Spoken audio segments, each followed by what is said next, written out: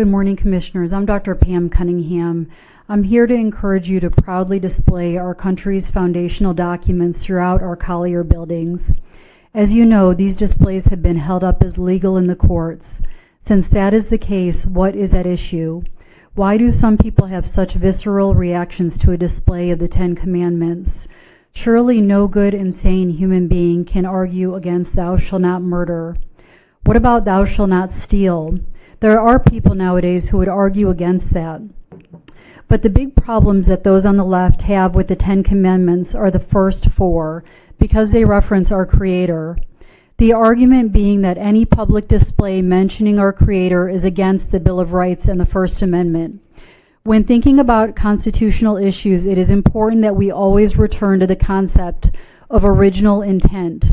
While it is untrue to state that our founders enshrined the Second Amendment in our Bill of Rights to protect our right to hunt, it is equally untrue to state that our founders were against any mention of God in the public square.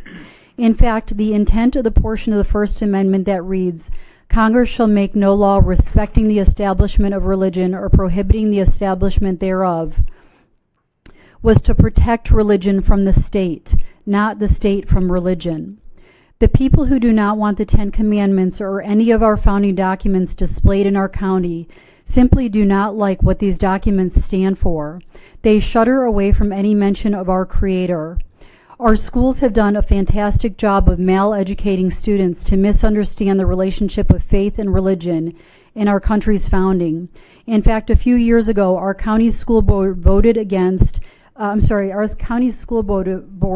voted for K through 4 textbooks to be completely whitewashed of the importance of religion in our country's founding. It is impossible to understand why the Pilgrims journeyed without understanding their deep desire for religious liberty. Please do not be fooled. The left will not stop at wanting to get rid of the Ten Commandments. They will not stop until they have erased all of our nation's goodness and history. Let us not take our country's history and bury it. Let us not remove our country's statues from public squares. Let us understand who we are as a people and why America became great in the first place. Let us teach both our children and the new immigrants to our country who we are as a people and what we stand for. Again, the courts have ruled that this is legal.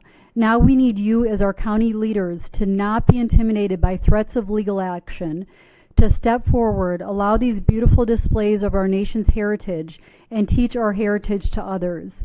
Finally, I'll just add that I would actually like to see larger and more beautiful artistic displays than the renderings were shown at the beginning of the meeting. Thank you very much.